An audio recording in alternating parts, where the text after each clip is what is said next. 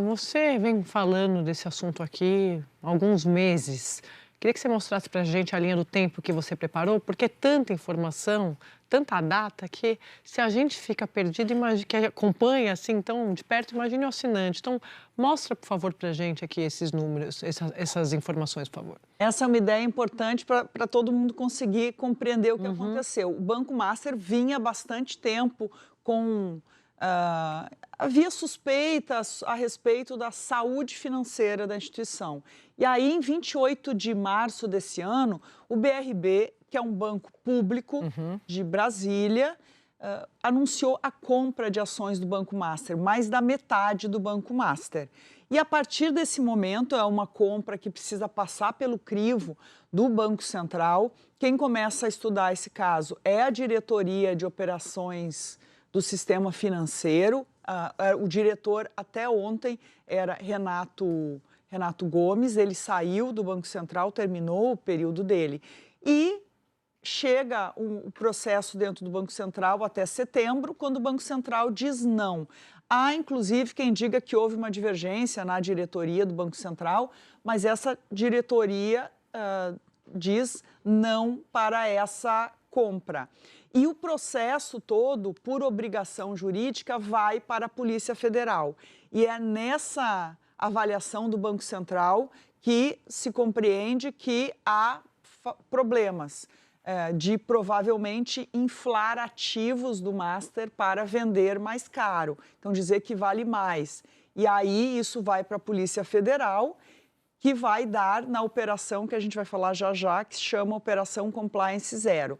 Em novembro, dia 17 de novembro, o Banco Master anunciou um novo acordo de compra com a Fictor Holding, uma holding desconhecida Na verdade, primeiro vazou isso aqui, né? Na noite era... Uma segunda-feira, né? Se eu não me engano, foi numa terça-feira esse anúncio. Na segunda-feira, Vorcaro liga para o diretor de fiscalização do Banco Central para dizer que ele precisava antecipar a reunião. E aí, na antecipação dessa reunião, ele fala, eu vou trazer uma solução com dinheiro dos Emirados Árabes. E no dia seguinte anuncia isso. Não, 17 foi uma segunda, e dia 18... Terça-feira, eu procurando se foi terça, muito bom. Foi claro anunciada a liquidação. É Natal, gente, calma também. A terça-feira costuma vir depois da segunda-feira. Depois da segunda. Mas era isso, a minha memória, porque eu lembro que vaza o acordo e aí começa aquela confusão, todo mundo do que se trata, Quem é essa Fictor, como assim, essa compra? Há muita dúvida. Quem são esses investidores árabes? Que nesse processo, o Fundo Garantidor de Créditos está negociando também com o Master para que coloquem mais dinheiro até de bens dos sócios para tapar o buraco. O Fundo Garantidor de Crédito estava acompanhando um buraco que hoje a gente sabe que é de 40 bilhões lá. Bom, quando anuncia essa compra da Fictor, é quando o Vorcaro está saindo do Brasil para ir aos Emirados Árabes, segundo ele. E aí acontece a Operação Compliance Zero, na noite de 17 para 18, ele é preso e o Banco Central também decreta a liquidação do Banco Master.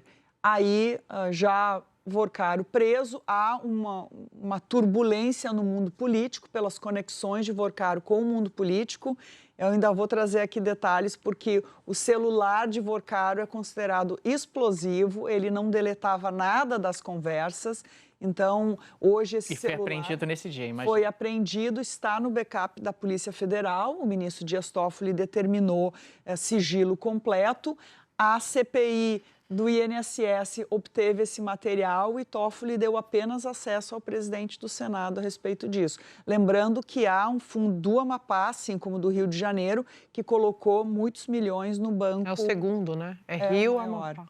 Rio e Amapá botou muito dinheiro no Master e recursos que o Fundo Garantidor de Créditos não devolve. Bom, aí o próprio Vorcaro é solto, fica 10 dias, né, em 28 de novembro, e a partir daí começa então uma guerra mesmo na Justiça. O ministro Dias Toffoli assume o caso e decreta o sigilo. Importante a gente dizer da viagem revelada pelo nosso colega Lauro Jardim, do Globo, em que ele vai assistir a final Palmeiras e Flamengo e está num jato de um empresário com um advogado de um final dos que réus. aconteceu no dia 29 de novembro.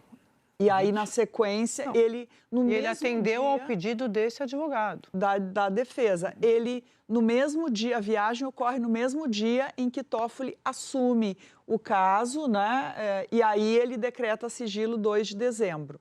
No dia 4, a CPI do INSS pede... E só um parênteses também, é importante dizer que ele puxa para o Supremo o argumento que a gente teve acesso, porque teria um contrato de uma transação imobiliária que não foi concretizada entre o Vorcaro e um deputado, Bacelar, e aí, por isso, por ter prerrogativa de foro, o deputado teria motivos para levar para o Supremo. E sempre disse aqui que quem acompanha, quem participa de investigação sempre achou que não fazia o menor sentido. Contrato e deputado que não eram objeto da investigação. Não eram objetos, por causa disso. Então, assim, porque a polícia sempre teve muito cuidado com isso. Porque isso foi encontrado no material da Polícia Federal, né, quando fez a Operação Compliance Zero. Aí sobe para o Supremo, ele atende o pedido, parcialmente, né, o pedido da defesa.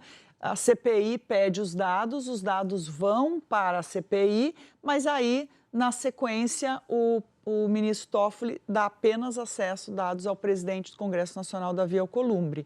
No dia 18 de dezembro, aí também começa uma outra parte muito estranha disso tudo, que o Tribunal de Contas da União, um ministro individualmente, que é o ministro Jonathan de Jesus, pede em 72 horas esclarecimentos para o Banco Central sobre a liquidação, dizendo que a liquidação parecia ter sido, que aconteceu de forma prematura.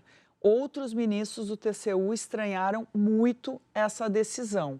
E aí, agora, então, ontem, né, véspera de Natal, 24 de dezembro, o ministro Dias Toffoli determinou uma cariação entre investigados que ainda não haviam sido ouvidos, né, não havia ocorrido ainda a oitiva. 2 investigados, Daniel Vorcaro e o ex-presidente do banco do BRB, e incluiu na cariação também o diretor de fiscalização do Banco Central. De novo, não é a diretoria que foi responsável pelo negócio entre BRB e Master, anunciado e que não foi autorizado pelo Banco Central. É o diretor responsável pela liquidação do banco.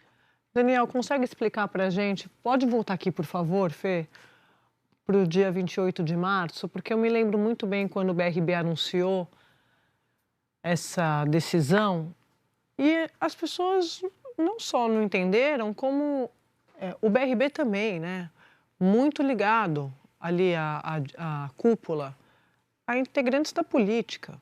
Então, essa rede de contatos do Vorcaro, que você está dizendo que no celular explosivo, eu sempre disse aqui, no dia que ele foi preso, eu falei, Brasília não vai dormir. Aí, no dia que subiu para o Supremo, que Brasília no sentido da política, estava me dizendo, estamos respirando aliviados, porque hoje você tem a concentração das informações do Master com alguns personagens.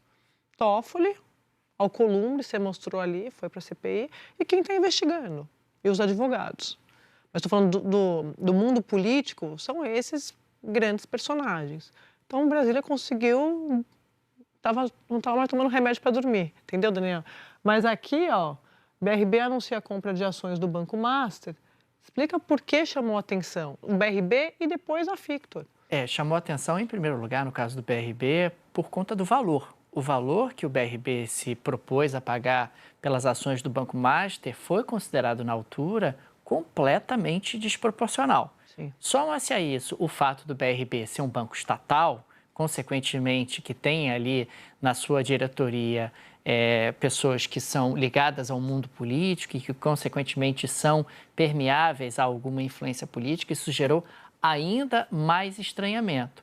O Banco Central ele foi avaliar justamente esse pedido de compra E depois nós ficamos sabendo que o Banco Central chegou à constatação que você tinha ali operações fraudulentas envolvidas e que, consequentemente, não seria possível autorizar essa compra do Banco Master. E quando o Banco Central nega que o Banco Master seja comprado pelo BRB ou que tem uma parte importante das suas ações compradas pelo BRB, o Banco Master vai atrás de um outro comprador. E aí aparece justamente a Victor Holding em novembro, dizendo que iria ser ali uma nova compradora do Banco Master. O grande estranhamento que havia no mercado é que ninguém conseguia entender a lógica financeira desses negócios que estavam sendo propostos. Por que alguém quer comprar um Banco Master por esse valor? Já se sabia realmente no mercado os problemas que o Banco Master tinha em termos de balanço, em termos de ativo, em termos de operações, em termos de alavancagem, de exposição ao FGC e assim por diante. E parecia muito improvável que você tivesse mais de um comprador disposto a pagar valores muito substantivos pela compra de um banco que não era exatamente um banco tão saudável.